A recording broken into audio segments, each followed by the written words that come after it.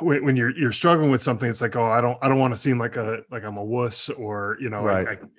I can't handle, whatever. And it really shouldn't be that way. It's like No, you're right. if you had cancer, no one's going to fault you for going to the doctor and getting it checked out, and getting the treatment that you need. And Right. it's there's all sorts of illnesses, and mental illnesses are just another one of them.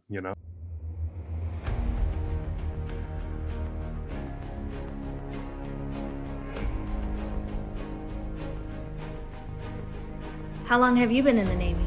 Oh, me blow me life. I'm Jamie Britt, And I'm Heath Britt. and together we are E14. We have 40 years of naval service. And each week we discuss a potpourri of topics, which we like to call smoke pit topics. These are real-world topics that concern us, our marriage, and our Navy, with a sailor twist. So join us each week as we dive into the deep end. Booyah!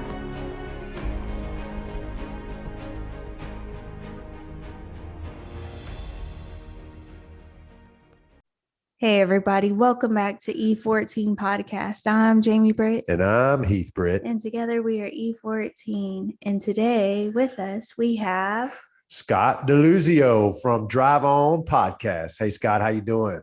I'm doing great. Thanks for having me. Yeah, thanks so much for being on. Now, this is part 2 of our To Hell with the Stigma series, and we're just so happy to have another podcaster who has talked about this on with us. But before we get started, let me go ahead and do a disclaimer. And the views and opinions expressed on this podcast are those of our own and not the United States Navy or our respective commands. You know what that means, Jamie? Go ahead. You can take it or leave it. See, he thought it was funny. He thought it was funny. I thought it was funny. Yeah. Take it or leave it. That's perfect. Yeah. He's like, you clown on me every single show. And I'm like, because the way you say it is like you just dropped some knowledge on us or something. I did. You can take it or leave it. Carry your ass if you don't like it. Scott, man, thanks for being with us, bro. Tell us a little bit about yourself. Yeah, sure. So I served about 6 years in the Connecticut Army National Guard as an infantryman. I did a tour to Afghanistan in 2010. During that time, my brother also was an infantryman with the Vermont Army National Guard. He was also deployed to Afghanistan at that time, and unfortunately, he was killed in action over there.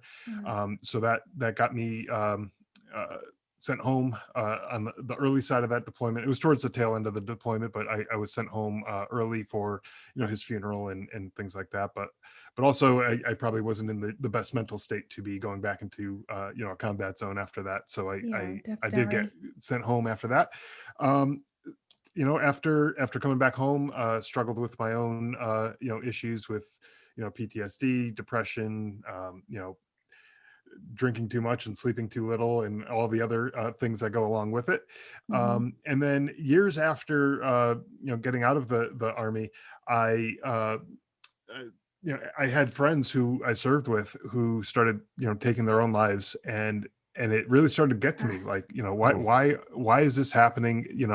What we need to be doing more about this. And one is too many, obviously, but then when it becomes two, and it starts building on that, it just really started to eat me up. So I said, I need to do something. I can't just sit here and not do anything about this. So I started my podcast a couple of years ago, with the intention of interviewing other veterans, talking about their stories, and other resources that might be available to veterans, and really just trying to help people, make them understand that they're not alone in all of this, and that there are other people out there who might be going through the same thing. Maybe they've gone through it and they found their way to the other side to get on the better side of things, and that there's hope for you. And so that's really the gist of my podcast and what I've been doing to try to help out the military and veteran communities. Now, your podcast is named Drive On. What does that mean? Yeah, so that's kind of a like a saying back from the military days, when I was in, where you might be doing something that sucks. You might be out and it's pouring buckets on you, and it's you're cold, you're wet, you're hungry, you're hurting, whatever the case may be. But there's still a mission ahead of you, and you just have to drive on and just keep moving forward, and take one step at a time to continue the mission and get through. So for me, as far as the podcast goes, I feel like it's talking about ourselves and our lives, after the military, Yeah. where we might feel stuck. We might feel like, this sucks. I can't find a job, or, my relationship's falling apart, or, I can't sleep through the night, or, whatever the case may be, whatever issues are that you're going through. Mhm. you know, don't quit, and just drive on, and keep working at it, and you'll get better. It's the same thing when you're training in the military. Yeah. When you first do any kind of drill, any kind of maneuvers, or whatever it is that you might be doing, you're probably not going to be an expert at it, and you're not going to be great at it. But it doesn't mean, oh, just throw in the towel and quit. It's no, keep working at it and get better at it. And so that's kind of where the name came from, with the idea that I'm encouraging people to continue pushing forward, and fighting for what it is that they're trying to achieve, and get better at. You know what is so funny, Heath? We've never met, Scott, we've never met, but one of the core values, or one of the very first points that we wanted to make on our show, was hold fast. So if you were to say the Navy version of drive on, Yeah. it would be Fast. hold fast, and it's just so funny that, our military experience brings us back to that point where we're like, hold on, baby, come on, you got it, Yeah. Yeah, absolutely. Yeah. And I think it's sort of relatable, that, maybe in different branches, they use different terminology, but the concept, the idea is relatable to, I think, anyone who's served in the military, no matter what branch you are in. Yeah. And that resiliency that gets built into you, you have to lean on that sometimes, and use that to keep moving forward. Definitely. So I want to get into a little bit of your family. So do you have, besides your brother, obviously, who served, any other people in your family served? So it's one of those things that skipped a generation. So Okay. my parents did not serve. My grandfather on my dad's side, he was in the Navy in World War II. He was in the Pacific. He died when I was young, so I didn't, I was too young to really get to know any of the stories that he had about his time in the Navy. But from stories that I've heard through my dad and other relatives, he was at the Battle of Iwo Jima, and he went through quite a bit over there. They had my dad has this picture of the ship that he was on, and it has these little markers for all the Japanese aircraft that they shot down, and all this kind of stuff. So he definitely was a part of the war. He wasn't just sitting back stateside or anything like that. Oh, He no. was definitely over there, and he was taking care of some business. So He was in the history books for Yeah, sure. definitely. for sure, absolutely, yeah. And then, like a lot of people I know from back home, they're just walking, talking pieces of history. Yeah, Until no, they passed, obviously. Right. yeah, no, exactly. Yeah. And my grandfather on my mom's side, he never like formally served, but he got caught up in the war. He was from Poland, and so on the European front, he was captured by the Nazis, and he was kind of in a forced labor camp, and forced to do a lot of the things that the Germans were forcing people to do and stuff, and so he was treated very poorly over there. And after the war, he made his escape to America. And then skipping a generation, my my brother and I both served, and then I had cousins and stuff who served as well. So so it's kind of interesting how all that kind of skipped a generation in our family. What years were you and your brother on deployment to Afghanistan? That was we got into Afghanistan early 2010, and he was killed in August of 2010. So we were there for about 8 or so months, give or take. Oh, gosh. What was your brother's name? His name, Sgt Deluzio. Stephen Deluzio. Okay. So that's after, I know you got your deployment got cut short due to his unfortunate death. So is that what caused your PTSD? Was it that? Well, so it's a combination of things, and I think that's probably true for a lot of people. Yeah. Is that sometimes it's not necessarily any one particular event. Right, Sometimes it right. is, but sometimes it's a culmination of a bunch of different events. So the day, just talking about the day he was killed, I was out on a mission, and we were patrolling through this village, and we're doing all the stuff trying to look for Taliban activity and stuff in this village. Mhm. And I got a call on the radio and said that our commander was looking for me. Now I was an E5, so when an officer who's in charge of like this whole group is looking for one specific person, Yeah. It's either I did something really good or I did something really bad. Right. There's no in between. There's no in between there. And so I was trying to think to myself, like, I didn't do anything extraordinarily well that day. So I did my job. I did what I was supposed to do, but nothing out of the ordinary. And so I Mhm. was like, okay, what did I screw up? Did my guys lose any of their equipment? I'm rattling my brain trying to figure out what went wrong, and I couldn't figure it out. So eventually, I meet up with him, and he has me kind of like take a knee over by this pile of rocks or whatever, kind of away from everybody, and he tells me to take my helmet off and stuff. And you never do that. Like, you never take off your Oh, your yeah. helmet or anything Right, like right. that, especially when you're outside the wire, Yeah. like that. And so I'm thinking, okay, what's going on? Like, something's not right here. And so he says, he says, your brother was in a firefight, and he was hit. And so instantly I start thinking to myself, okay, like, what does he need? How can I help Mhm. him? Can get me on the first helicopter you can and get me to him. If he needs blood or in organ, like, if he needs something that I can give him, I'm there. Yeah. I'm going to help him out no matter what. And he's like, no, you don't understand. Like, he didn't make it. He was killed. Mm. And so, like anyone else, I just kind of broke down there, and I was a wreck.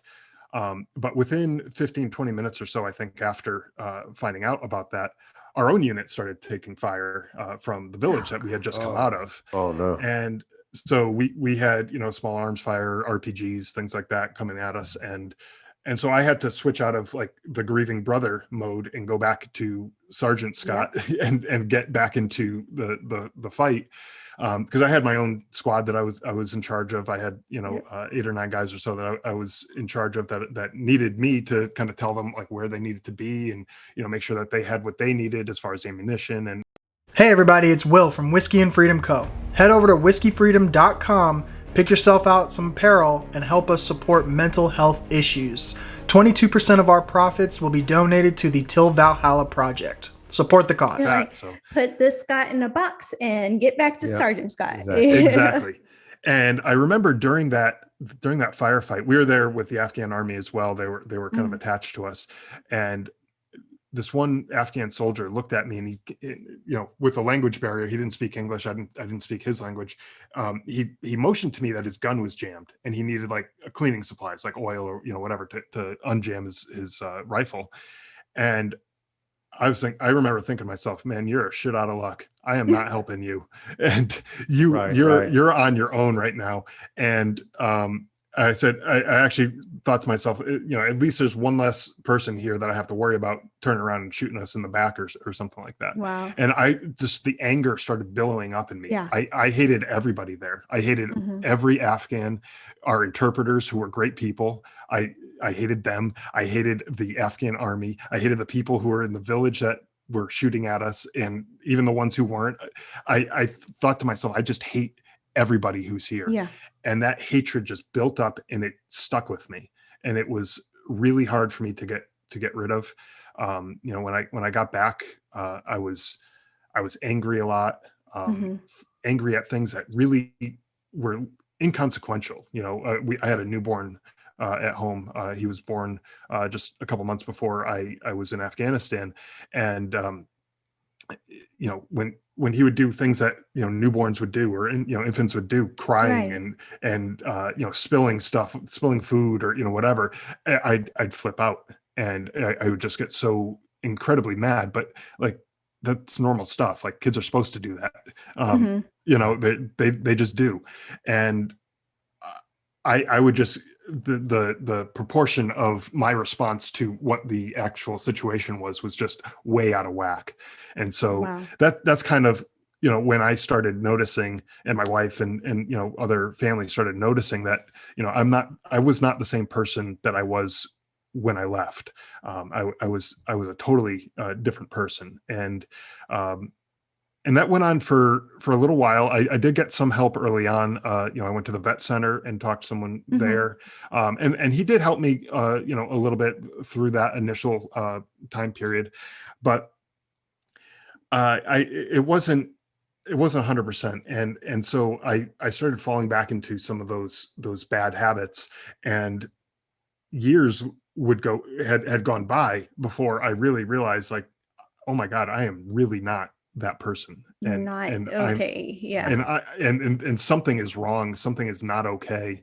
I need to get more help. And so, you know, eventually I reached out to the VA, and you know, they helped a little bit, Yeah. you know, with getting me through, you know, some of the stuff. But, you know, I found, you know, when I'm keeping myself busy, when I'm doing things, when I'm kind of like engrossed in an activity, is when the symptoms that I've experienced kind of start to not be so intense. Mhm. You know, where I don't get so angry as easily, or you know, I don't have those moments where I'm thinking back to these situations that took place on the deployment, Right. and I'm not having those kind of moments quite as frequently. You know, there's a situation that frequently pops up where I almost had to kill a kid while I was in Uh-huh. Afghanistan. He was maybe 9 or 10 years old, and it was one of those things where I would just find myself staring off into, you know, the abyss, and I would just be replaying that situation in my head over and over and over again. Oh, cow. Wow. And it's just, it later was described to me as like a moral injury, where, you know, prior to that moment, I never thought of myself as the type of person who would ever consider hurting a child. Right. And then all of a sudden now I'm this guy who actually had the sights on this kid, and my finger on the trigger, and ready to pull the trigger. And you know, it was just one of those situations that I, you know, have trouble shaking, you know. Right. Mhm. Definitely.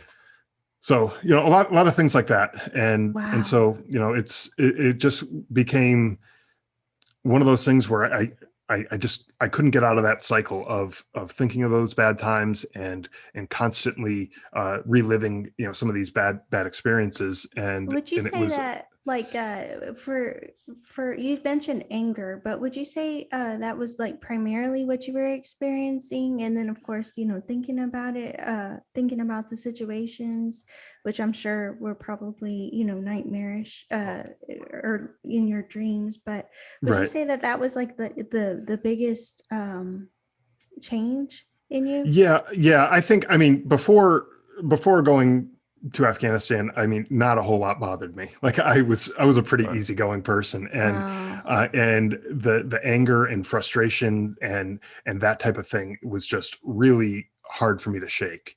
Um, and one of the things that I found myself doing was like a physical thing, was I'd kind of like grit my teeth when I would get mad. Mm. And I slowly started noticing my own son, who was just, you know, at the time that I noticed it, he was only like 2 or 3 years old. And I would notice whenever he would get frustrated about something, he would start gritting his teeth too. And I saw it was like a reflection of myself and him. And I was like, Oh. that's not what I want for him. I don't want him to be growing up like this, thinking that this is, you know, because kids learn from their parents, Yes. you know, how to be people, Right. basically. Yes, definitely. And I don't want him to learn that this is the way you're supposed to be, you know, constantly, you know, having these physical reactions, like, you know, this anger emotion over things that are nothing, you know. And you know, so it was like I need to get myself right, so that my family, Right. so that my kids can be, you know, okay as well. You know, You know, they need to have better. I could totally relate, because when I was on deployment in 2017, 16 to 17. 16 to 17, I lost my mom suddenly. She had an aneurysm, and she was healthy and there was nothing wrong. And then she was gone, Yeah. and flew home from Djibouti, Africa, and buried her. And then in 7 days, I was back, boots on ground. Yeah. And or maybe 8 or 9, depending on the travel time. I think it was like 20 something hours of flying time. But Right. anyway, a really short time where I had to compartmentalize the grieving for your mom and then get back to business. And I remember being mad and angry, and I dyed my hair black, and I just was like angry, and I was like, oh, well, at least my hair matches my soul. I was just mad. I was mad that I was in Africa. I was mad that I had to finish the deployment. I was mad that anybody that asked me to do something, I was just like, okay, fine, I'll do it. And having to finish out another 3 months, I think it was, after she passed. More than that. Almost 4 months 4 or 5 months. was grueling, and I can relate to the anger, and I understand that. And I didn't know what was wrong. I didn't understand myself. And then, of course, coming back from deployment, they're like, doing our checks, medical checks and all of that. And they're like, oh, you're showing signs of PTSD. And I'm like, leave me alone. I just want to go home. I'm fine. Right. Yeah. And that's the way I was too. 3 years. Yeah. Yeah. When I got back and the rest of the unit that I was with got back, we had the mandatory mental health screenings and all that kind of stuff. And I lied through my teeth because I was like, I don't want to talk to anybody. I don't want to, I just want to, I want to go back home. I want to go back with my family, and I don't want to deal with this. I just don't want anything to do with it. And,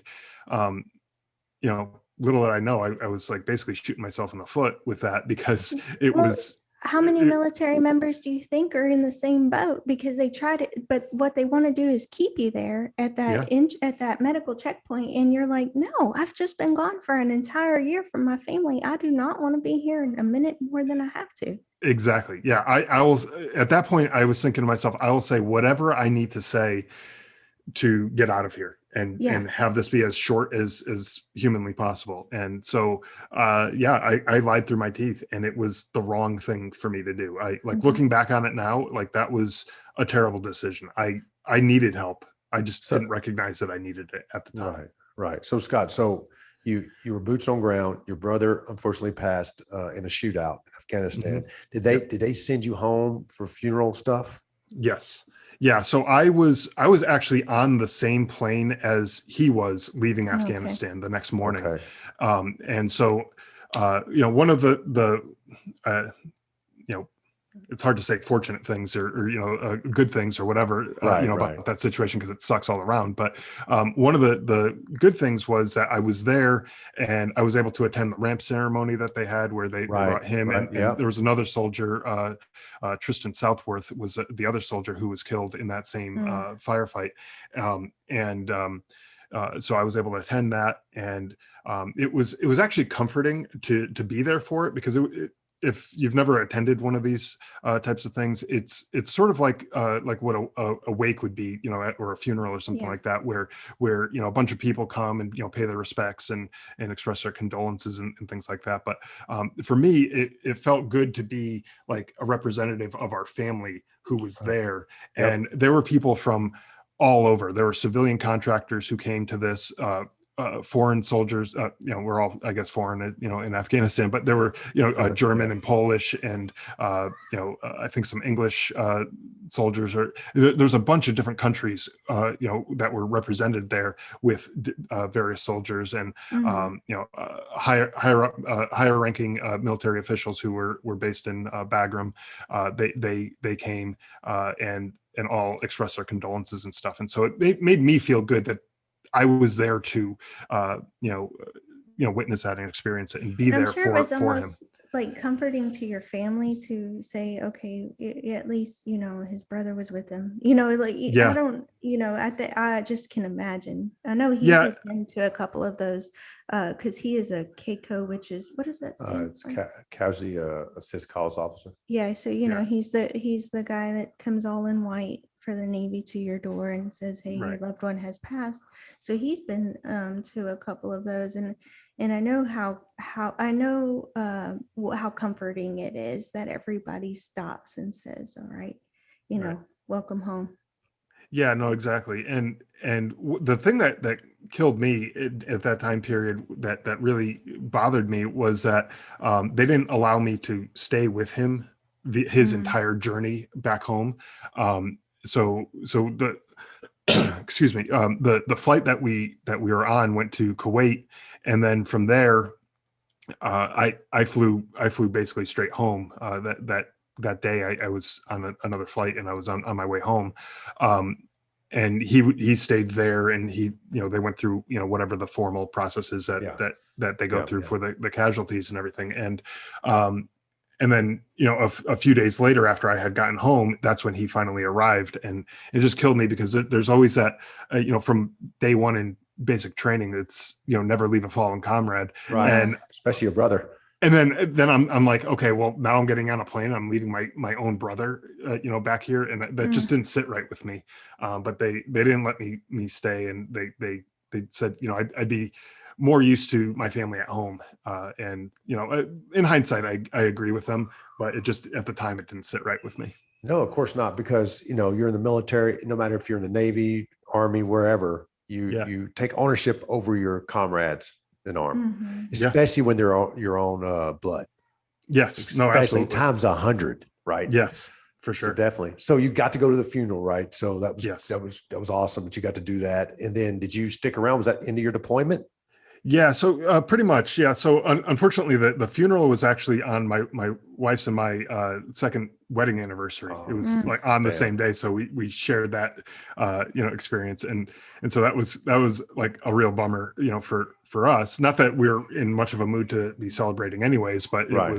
it was kind of a downer for that, and then after the funeral, since I was in the Connecticut Army National Guard, the National Guard falls under the state, as far as like the command and stuff like that. So the governor of the state of Connecticut said that she was going to order that I stay home after this, and so that apparently stuck, and that was sent through the chain of command, and so I was basically based on her orders, I was told I'm not going back overseas. So that was good, I guess, in a way, that I didn't have to go back overseas, because like I was saying, I wasn't in the right place mentally to be doing that. And then a couple weeks later, I got a phone call, and it was from someone at the National Guard in Connecticut, and they said you need to go to Indiana, to Camp Atterbury, where we had basically processed out, to leave the United States, but now you have to process back in and come back, basically coming off of active duty. Right. And so like you were saying, you didn't want to do that. You don't want to deal with these other people and do all this stuff. You're home. You want to be home. And so they had scheduled me to be there for like 3 days, to go to all the, the medical screenings, the mental health, and the paperwork, your DD 214 and all that stuff that you have to do. And they gave me about 3 days that they scheduled me to do that. And I did it in 1 day. I got it all done in 1 day. And when there was a couple of officers who escorted me there, when I told them, I'm done, I'm completely done with this, and they're like, there's nothing left for you to do here. So they got me on a flight home the next morning, and I was like, good, I'm done with this place. I don't want to be here. I don't want to talk to anyone else. I just want to go home and be with my family. And so I did whatever it took to get that done. And again, in hindsight, probably not the best thing to do, because I probably just checked a few boxes that shouldn't have been checked quite yet at that time. And it was much faster processing than it would have been normally. If you had actually, I think that maybe, talking to you and my own experience, the military might want to change that process, because you're asking a sailor, soldier, Marine to stay and and take care of themselves when they are there. That is not on your mind. Being Right. home is on your mind. Right. And so, my hearing is messed up, and they've been trying to get me, to stay for it. They said, oh, you might have to stay a whole other week because of audiograms. And I was like, oh no, I just pushed that button as much as I could. Right. Yeah. Right. No. Yeah, Because, and that's one of those things you think you hear the beep, but you're not sure. So give it a Right. click. Yeah, just and mash it. all day long. Yeah. Push the hell out of that thing. Yeah, I'm wearing the clicker out. Yeah. Right. Yeah, but I think it might be something that, people might want to change. Just saying. I don't know. Yeah, This I mean- podcast is being heard by those that can do it. I definitely think, because I know I've done it. I know you've done it. Scott's done it. Try and get the hell out of there and get back home. Exactly. Because you don't want to take a chance. Oh, we got to keep you here for another month for testing. Mhm. That would be Right. like, shoot, might as well just shoot me Mhm. Yeah. at that, Yeah, that middle frame. Yeah, and I had a friend actually who was on that deployment with me, and he left early from an injury that he had, and when he got home, back to the United States, they sent him up for some medical treatments and stuff that he needed, and he was there for months, and he was Yeah. like, No. he just felt terrible because he was there by himself. He had no friends there really. Like his family was hundreds of miles away, and he had nobody there, nothing to do, like other than whatever the medical treatments were, and it was just such a depressing time for him that I think to your question there, I think something else needs to be done with this, Yeah. Right. to Definitely. change May- the process. Maybe Yeah. make it where your family or your wife or significant other can come with you like, At- go well, home At least that. and yeah. do that. That way it's not so bad. At least Or- you have something to come home to at the end of the testing. Yeah, and I think it might be a little bit different for, I don't know how it is for active duty versus National Guard or reserves or whatever, but I know for us, we're Connecticut National Guard. All of our families were in Connecticut, but we have to go to Indiana to Mhm. do this processing, and it just seems like that's something that totally could have been done somewhere in Connecticut. There's VA facilities in Yeah. Connecticut. Right. Definitely. There's the state armory. There's there's a naval base. There's a sub base in New London. Yeah. And there's all of that going on in Connecticut. There is military presence in Connecticut. Like, why couldn't some of this stuff just be done there so that we could go home at night and we could see our Right. families and go in for like a work day, an 8 to 4 or 9 to 5, whatever it is, and come home at night, have dinner with your family, in kind of try to get back to some semblance of normalcy. But instead they pop you on a plane and shoot you halfway across the country to go do all this stuff. And I don't know. And I know, like, for me, it wasn't that long of a time period, but the other guys that I was with, they were there until everyone was done. It wasn't like, okay, you're done, you can go home. They're, like everyone, everything in Yeah. the military, you do it as a group. And I was fortunate in the fact that I was able to get it done in one day, but the other guys, I think they were there for about a week, Yeah, just I to think I get was there everyone for through. about a week, and Yeah. then additionally they wanted to keep me there, and that's when I was lying and Yep. just mashing the button. But interesting. Sorry to cut you off, Heath. No, you're good. But interesting enough, we've kind of uncovered two truths here. Number one, military members will say whatever it is they need to say to get home. Yes. Number two, you said something that struck me, because our last guest, Chief Herget, said the same thing. When you are slowing down, when you're not on this op tempo, Right. Yep. working, that's when your symptoms are heightened, when Yes. you're slowing down. And he said the exact same thing. Yep. And it's like, okay, now I understand why we lose 22 veterans, what is it? Per day. Per day. Per day. Yeah. Yeah. Now I understand, because our lives slow down, and then we're lying to get home. Yeah. And boom, now we've And- got all these symptoms we can't treat. Yeah. And when we slow down, we start to feel, sometimes that maybe we don't have a purpose anymore, Mhm. or that the purpose that we're serving is not good enough for some reason. That we need to be going 110 miles an hour with our hair on fire, Right. in order to feel like we're doing something worthwhile. Yeah. When all that's being asked of you is, to provide for your family and, be a Right. good person and stuff. Yeah. It's not that hard, but but it is at the same time. Yeah. Mhm. No, look, you said 8 months before you came home for your brother's funeral. You did about 7, 8 months before your mom passed. Y'all get home and they want to prod you. Actually, you Yeah. were already home. You were already Yes. back in your hometown, back sitting there with your family. And then, hey, you need to come back to Indiana to do this stuff. Mm. You're not out yet. We got to make you out. Yeah. And you went to Norfolk, Yeah, I was in Virginia. Virginia for a while. Just that the light's there. You're in the light because you're already home. Right. And then, we got to do all this, and this. Oh, by the way, if you're not fully fit, you might stay longer. Yeah. Yeah, exactly. Anybody in their right mind be like, no, I'm good, dog. Yeah, exactly. Yeah, I know I would. For sure. And I've done it too. I've had some health problems recently. I'm getting over it, but I was in the hospital. I was like, I'm good. Jamie was like, you're not good. Quit saying you're good. Right. Yeah. Because I'm ready to get the hell out of anywhere that I don't feel comfortable. Yeah. And hospitals are not sure. comfortable. No, they're not. No, the hospitals aren't comfortable, and digging into those raw emotions when they're like still that fresh, it's not comfortable. Right. Not saying that it shouldn't be done. It's just if I at that time, if I was to have a choice and say, hey, let's sit here and talk about this, or go home and be with your family, I'm choosing my family, and all day. So damn right, anybody would, I think. Yeah, exactly. And so I don't have the answer. I don't know what the answer is in terms of how this can be done differently.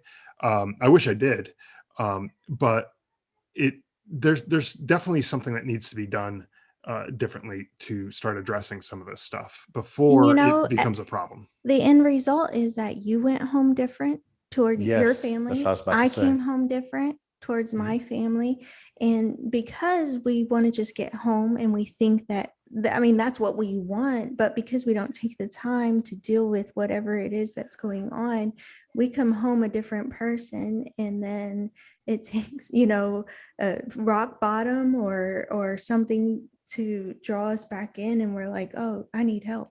Yeah, absolutely. So Scott, what was that realization for you? Who noticed you being different? Yeah, so it was kind of a combined moment, but my wife noticed it. I think she noticed it, but she was just kind of sitting back and saying, okay, let's give him some space and let him work through this. And so it wasn't like an immediate, and not faulting her at all. She was she was solid throughout this whole situation. Yeah. But she kind of was like, let's see how this plays out, and hopefully he can find his way back to the type of person he was. But there was one day that that anger was just building up all day for me, and it just really got out of control. And our dog at the time, she had walked out of the bathroom that had tile floor and onto a carpeted floor, and threw up like right on the carpeted floor, like inches away from the tile, which would have been so much easier to clean up. Right, definitely. Yeah. And then I'm thinking, like, I got to get a steam cleaner. I got to clean this thing up. So it's a white carpet. So it's like, it's going to stain it and everything. And I just got so mad that I pushed the dog, up against the wall, out of the way. And it was just such a, like an, oh crap moment for me. Like, I was like, that's not me. Like, I'm not violent. I'm not, I have the capacity to be violent, obviously, as a soldier, but like, that's not me with my loved ones or things. Like, I'm not that person. Right. And I felt like the biggest piece of crap.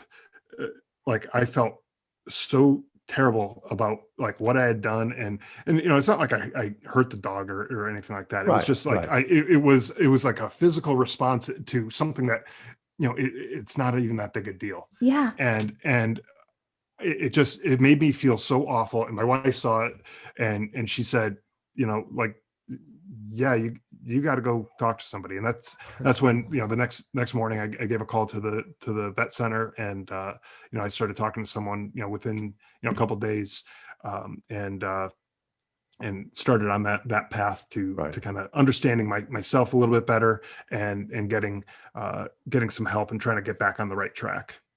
Right. I'm like you. I noticed Jamie pretty quick, right? I didn't say anything because, you're not thinking PTSD. Like, I know I've been on deployments. I always came back fine, luckily, but I didn't think that. It wasn't the first thing in my Well, I forethought. wasn't in a firefight. I wasn't in a combat situation. Right. And so Right. we're like, I was just doing air traffic control in Djibouti, Africa, And so we're like, why am I being different? Yeah. It was kind of a mixture of all of that. It started out like when me and Jamie got married, 2 months after we got married, she deployed. It was really quick, right? Yeah. So she was the most patient person I'd ever met. And then she came back, and that patient, she wasn't as patient. Mhm. I was Yeah. like, okay, well, she just got back. There's a lot, her mind's probably going crazy. I know after deployment, you have to, all this action and all this movement and everything else kind of gets you overload for a little bit until you get used to it. Right. Just kept on and kept on. Then we shoot fireworks. Yeah. And that way she had to come inside. And I'm like, well, there's something's not the same. Crying uncontrollably. And it's like, what is wrong with you? Right. I don't know. I'm just Mhm. crying. I don't know. So there's a couple of instances, that we noticed, but we didn't take action on because we were like, this can't be PTSD. This can't be, anything wrong. This is just some weird fluke. I don't know. Right. Yeah. And one of the things I've come to realize is that PTSD doesn't necessarily have to come from combat.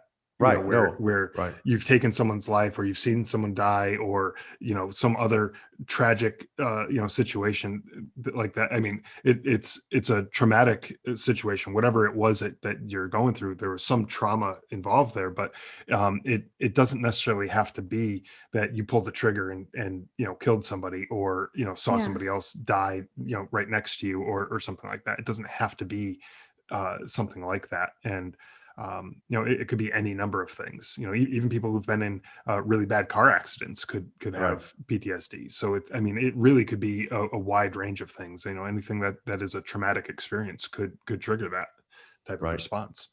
Mhm. Definitely, like that. I know Jamie, they were telling her that not the combat, but the waiting caused it. Yeah, like waiting for the bomb at the front gate, or waiting for something to pop off for that extended amount of time, that whole year of waiting for something you never got the release.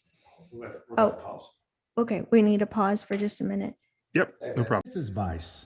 Request permission to entertain the audience with a limerick. A limerick, you say? Entertain us, you shall. If you want to make money for your show, get off your ass and search for Podgo. A simple way to make some cash and get a sponsor for your podcast. Apply online is all you do, then Podgo will reply in a week or two. Is it really that easy?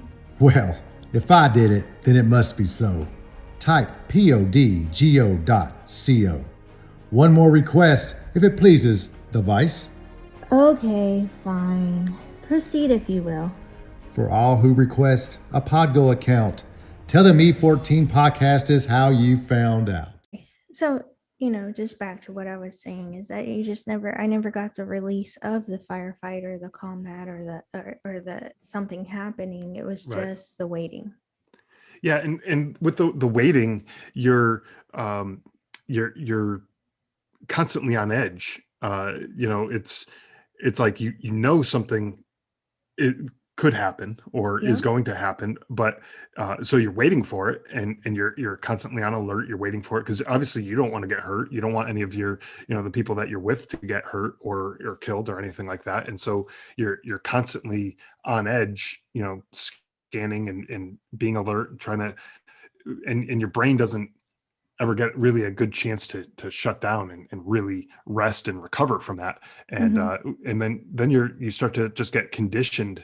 And I'm not a medical professional. I'm not a psychiatrist or anything like that. But just to me, it seems like it makes sense that your brain just gets conditioned to living that way, and it almost just gets used to it. And then when you come back home, now you're just supposed to forget about it and just go back to normal. Like that doesn't seem right. You may not be a medical professional, but you're spot on, because I went for a run today, and I'm running, and I'm watching a car honked as it passed me, and then I thought I saw them circle around, and I was like, all right, if they pull in and they get out and they attack me from the front, this is what I'm going to do.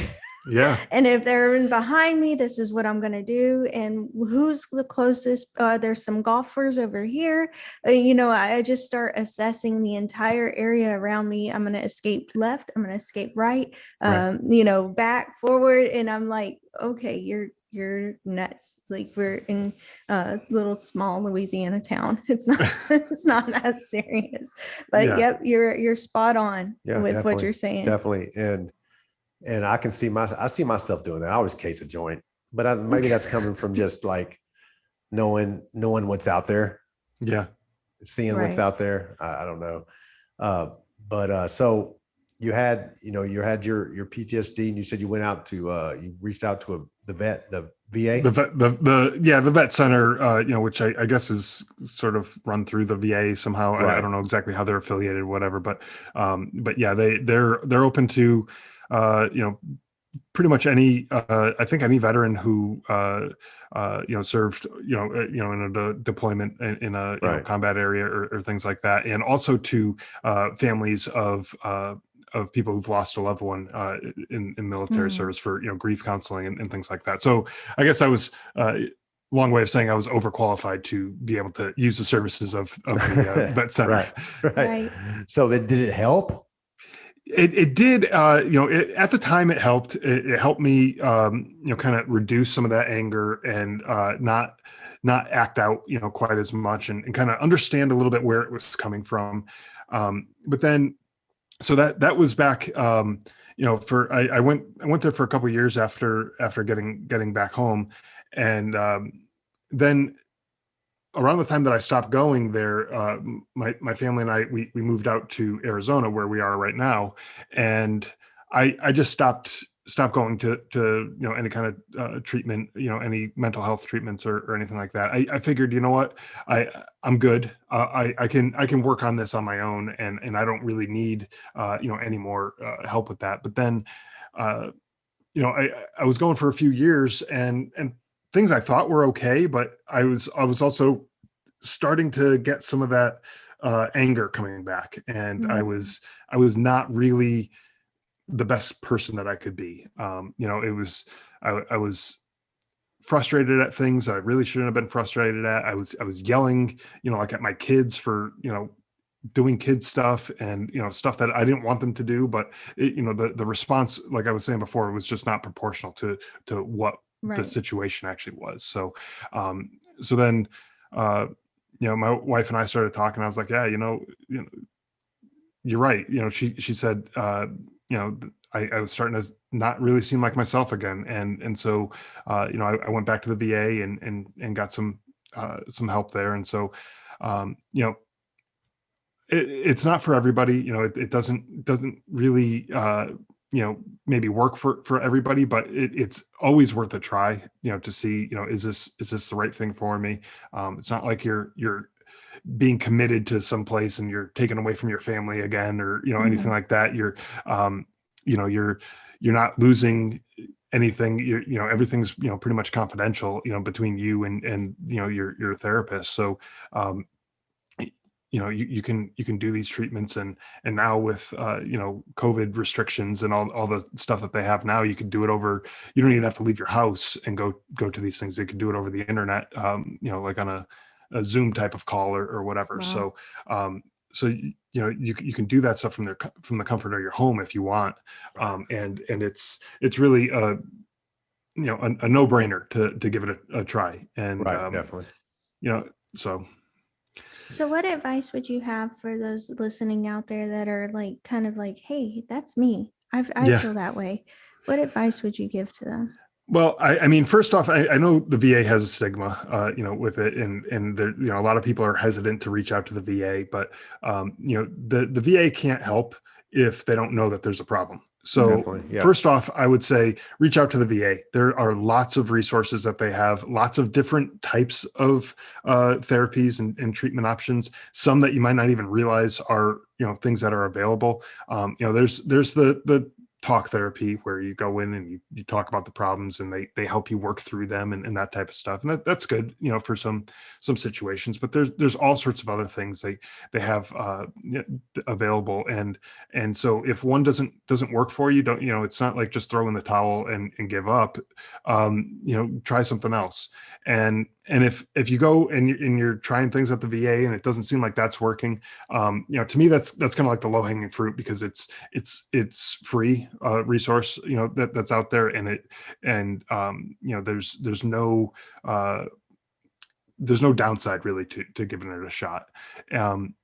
If that doesn't work for you, there are so many different organizations out there who are out there to try to help veterans with their issues, whether it's art therapy or music therapy or like equestrian, like horse riding and things like that. Like there's so many different ways that you can work through some of your issues. Look for some of those. On my podcast, I've talked to a number of different providers of various services. Everything from the arts to different animal type programs and things like that, where there's so many programs out there that you may not even realize are even out there.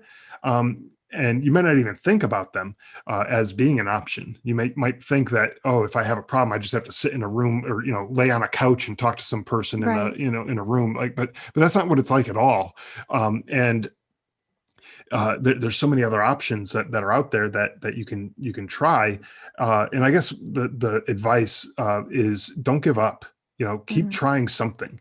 That first thing that you try or that first therapist that you talk to may not click with you. You just may not work well together, and maybe they're new and they're not really experienced with the situations that you're going through or whatever the case may be.